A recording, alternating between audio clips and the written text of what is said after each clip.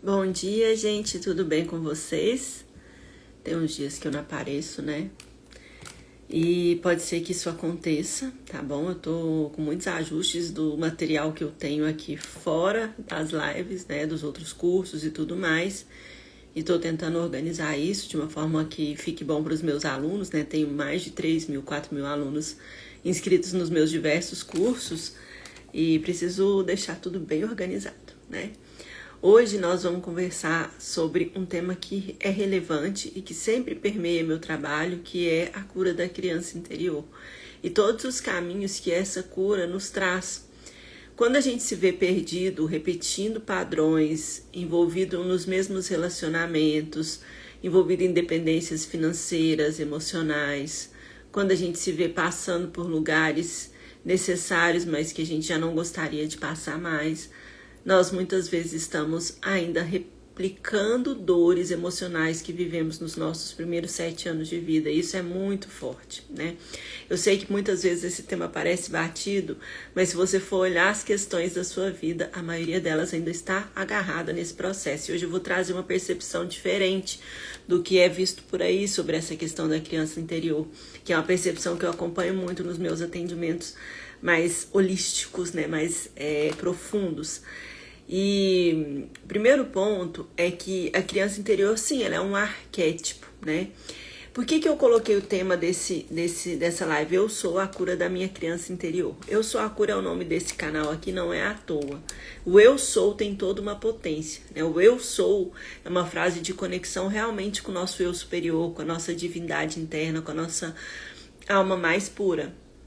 Eu sou a cura da minha criança interior, eu sou a minha cura, né? Por quê? Porque a cura, a gente tem remédios, a gente tem muitas coisas para nos ajudar a viver no corpo da matéria. E eles são extremamente importantes. Mas a cura transcendente, ela vem de dentro. Então, por isso que eu sou a minha cura.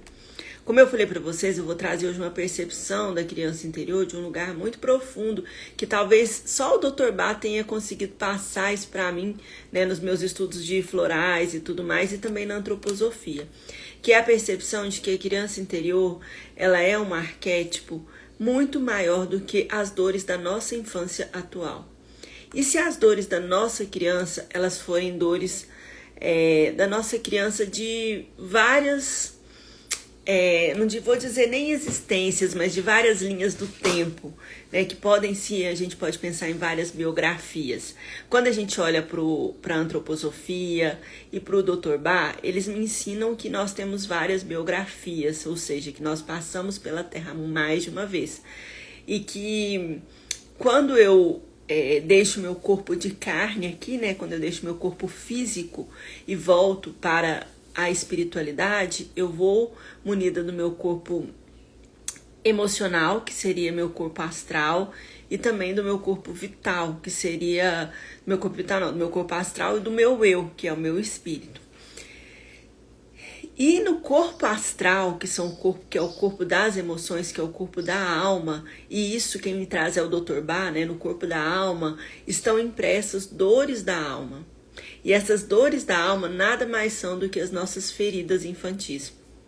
Rejeição, abandono, injustiça, traição e humilhação, que são as principais. Parece simples e é simples, mas também não é, porque passa por escutar todos os sinais que essas dores antigas trazem para nós. E quando a gente se abre para escutar esses sinais, a gente entende a dor da nossa criança. Muitas vezes, durante processos terapêuticos e mesmo nos meus próprios processos terapêuticos, eu me vi olhando e curando e tratando dores de crianças que não eram dessa linha do tempo, né? Ou que não eram dessa vida, ou que eram de outra biografia. E por que eu me vi fazendo isso? Porque eu percebi que existe uma dor mais profunda. Por exemplo, quando você estuda profundamente Alesse Bourbeau, que é a escritora das 5 feridas emocionais infantis, inclusive eu tenho o Zerando Feridas Emocionais, né, que é um curso bem direto ao ponto, em que a gente olha para essas feridas na perspectiva da Alesse Bourbeau, tratando com os florais.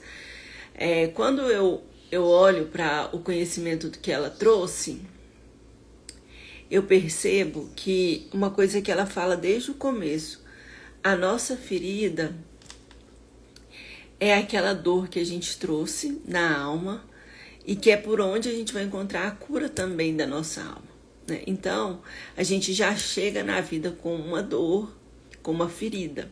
Também é a perspectiva do Dr. Bach, porque ele fala que as dores que a gente cura, as dores da alma que são curadas com os florais, nada mais são do que dores emocionais que a gente já vem com elas. Então a gente vem aqui nessa vida e a gente passa por isso várias vezes na mesma vida, na mesma linha do tempo, que é chegar aqui e viver uma situação que se repete e que se repete de novo e que se repete de novo. E essas repetições acontecem por quê?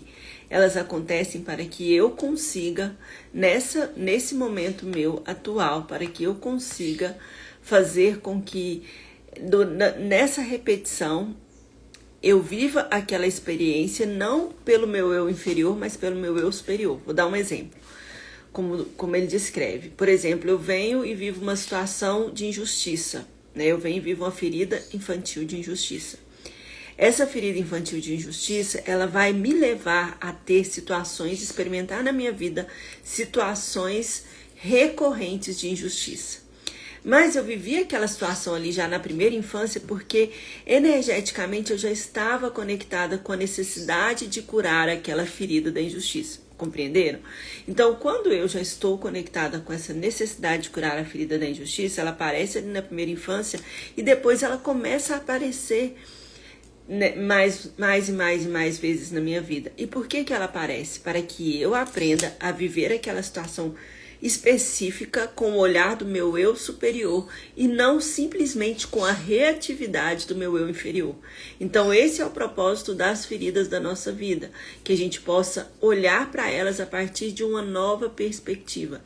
E quando a gente consegue fazer essa percepção, a gente não precisa mais daquela repetição na nossa vida. E isso é simples, é ponto, só que não é tão simples. Por isso que o Dr. Bach tem uma frase muito clássica que era: a cura é simples, porque é só você corrigir o padrão. Mas a nossa dificuldade está justamente em cuidar dessa nossa arquétipo de criança para que ele possa viver aquela experiência de um lugar novo. Não é capaz, não é possível. Pensa uma sociedade governada e comandada e coordenada por crianças. É isso que a gente vive. Não seria o correto, não seria o ideal, mas é isso que a gente vive. Nós estamos vivendo a partir da nossa criança. E isso eu vejo muito nos meus atendimentos, que é a estar na criança é aquela busca constante por encontrar tudo fora de mim, por delegar às outras pessoas a responsabilidade total pelo meu processo de cura. Então eu entrego para o terapeuta, eu entrego para o médico, eu entrego para Deus, né? Eu que sou médica, né? Trabalho com a área da psiquiatria e também sou terapeuta integrativa, eu vejo as duas situações, aquele que entrega para o remédio e aquele que entrega para a terapia. E eu não estou falando que não seja importante. Existem situações que realmente são transtornos, aí eu já compreendo que a pessoa veio para viver aquilo nessa vida, encontrar o atravessamento daquela situação da mesma forma que eu, por exemplo, sei lá, eu nasci com uma ferida, né? Eu nasci e atraí para minha vida uma ferida da rejeição, que acontece ali no período intrauterino. E aí na vida adulta eu vivo pequenas experiências de rejeição e elas me marcam profundamente. Pode ser um convite que eu não recebi, pode ser um paciente que desmarcou, pode ser, sei lá, uma mensagem que não veio. E essas pequenas situações de rejeição, elas me marcam profundamente. E aí eu preciso olhar para isso, certo? Então eu tenho essa ferida na alma. Quando eu vivo experiências repetidas de rejeição e vou deixando aquilo me machucar, é impossível que eu não tenha uma experiência de depressão. É impossível que eu não tenha um transtorno ansioso. Entende? Então muitas vezes as dores de saúde mental, elas estão tapando o nosso olhar para as verdadeiras feridas da alma que a gente tem. E da mesma forma que, por exemplo, eu nasci com uma experiência eu nasci e atraí para minha vida a experiência de passar por uma doença, sei lá, na infância, uma asma, né, uma doença crônica, um diabetes. Quantas crianças não nascem com essa situação, né? Aí vem aquilo que eu falei no começo, que é olhar para a história da biografia daquele espírito, daquela alma. E como que eu faço em relação a isso? Eu vou simplesmente atravessar aquela situação, né? Eu tenho um diabetes, eu vou comprar remédios, vou tomar, vou cuidar da minha alimentação desde criança. Da mesma forma se eu nascer com um transtorno psíquico grave também, tipo um transtorno bipolar, uma depressão daquelas recorrentes mais sérias que a gente não consegue conduzir sem medicamento, né? Então, é também um processo da alma, é também um processo eu sempre falo, eu tenho uma paciente que ela já fez todos os tratamentos que vocês imaginarem, ela já fez infusão de ketamina, ela já fez vários tratamentos de saúde mental para depressão que ela tem desde os 10 anos de idade. E aí, num processo terapêutico profundo que ela fez comigo, daquele que eu faço de 12 encontros, ela acessou, a gente acessou juntos isso. Olha, atravessar essa dor é a proposta da sua alma nessa experiência, nessa linha do tempo. É possível transformar isso? Mas aí você precisa atravessar também, entendeu? Então, cada caso é um caso. O mais importante quando a gente pensa que eu sou a cura da minha criança interior é porque existem sinais, sintomas, percepções que a gente vai olhando, que a gente vai adquirindo, que a gente vai compreendendo da nossa criança interior. E esses sinais, sintomas e percepções, eles vão nos apoiar para que a gente compreenda o que precisa ser transmutado. Então, como eu falei, se eu sou uma pessoa que reage mal a qualquer pequena rejeição, eu preciso olhar para essas experiências de rejeição na minha vida. Se eu sou uma pessoa que morro de medo de desagradar os outros, que mesmo sem perceber, passo a vida tentando agradar, passo a vida, gente, tô lá com 60, 70 anos tentando agradar meu marido, tentando agradar meus filhos, tentando agradar meu cachorro, né, nervosa, ansiosa para agradar, eu ainda tô vivendo a partir da minha dor do abandono. Se eu morro de medo de estar num palco, de aparecer, de chamar atenção, eu ainda estou vivendo a partir do meu medo da humilhação. Então, vocês entendem por que existem muitas biografias, que a gente nasce muitas vezes? Porque vocês acham que se eu vou nascer de novo, por isso que eu falei que eu ia trazer um olhar diferente para a criança interior. Se eu vou nascer de novo, uma nova biografia, o que é uma biografia, gente? É uma história, né? Eu falo biografia porque esse é o termo correto que a gente usa na antroposofia, na medicina antroposófica. Então, se eu vou nascer com uma nova biografia, nasci com a biografia de Patrícia. Mas quando eu era Joana, por exemplo, vou dar um exemplo, quando eu era Joana, eu vivi uma experiência forte de abuso na minha infância. Sério, vamos supor. Quando eu nasci Patrícia, eu não vivi essa experiência. Eu não tenho isso na minha marca dessa vida. Mas talvez eu tenha aquela dor ainda. Por quê? Porque ela foi uma dor muito potente na minha história da alma, no meu corpo astral, que eu falei pra vocês, que é o corpo da alma, que é o corpo das emoções. Então, talvez aqui na minha vida de Patrícia, eu ainda tenha que curar dores e feridas da minha criança do passado. Entendem? Então, o mais importante é que, como o Dr. Bach mesmo diz, eu sempre vou mesclar conhecimentos das medicinas convencionais, como eu falo para vocês, né? Falo de depressão, de ansiedade, principalmente, conhecimentos da medicina antroposófica e de outras linhas terapêuticas integrativas. Mas quando a gente fala com o Dr. Bach, por exemplo, a gente olha para aquilo e ele diz: a sua alma experimenta a situação várias vezes até que ela consiga viver aquilo de uma experiência do seu eu superior e não do seu eu inferior. E aí eu usaria o termo da antroposofia. Eu vou repetir aquilo quantas vezes forem necessárias até que eu viva isso a partir da integridade do meu eu, do meu espírito, e não a partir da desorganização do meu corpo astral, que são as minhas emoções, as minhas paixões. Então, quando eu atravesso de novo, perdas financeiras, relacionamentos que vão falir ou faliram, dificuldade de começar um novo trabalho, de dar certo naquele trabalho, medo de falar, medo de, né, crises de ansiedade, pânico, depressão. Tudo isso eu estou ainda atravessando dores da minha criança. E eu estou ainda precisando aprender a viver aquilo a partir do meu eu superior. Então, se a gente está atravessando uma dor nesse momento, esse é um grande termômetro. Nesse momento, o que você está atravessando? Olha, Patrícia, eu não consigo sair da cama, eu estou vivendo isso, aquilo, assim, outro.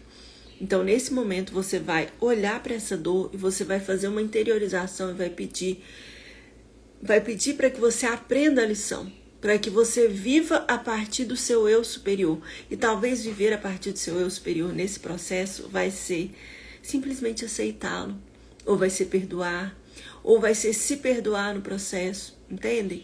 Então, viver a partir do eu superior, aquela situação, é principalmente ter esse novo olhar. Fez sentido para vocês, gente? Bom, como eu falei, eu traria uma nova percepção dessa coisa da criança interior. Eu vou deixar essa conversa nossa salva lá no YouTube, tá? Então, no YouTube tem as conversas da manhã. E como eu disse para vocês, eu não estou conseguindo vir todos os dias, porque eu estou realmente envolvida em outros trabalhos, mas sempre que der eu estarei aqui perto das 8h20 da manhã. Quem quiser conhecer mais os meus trabalhos, tem o link na bio e tem também, se você estiver no YouTube, embaixo do YouTube tem os links.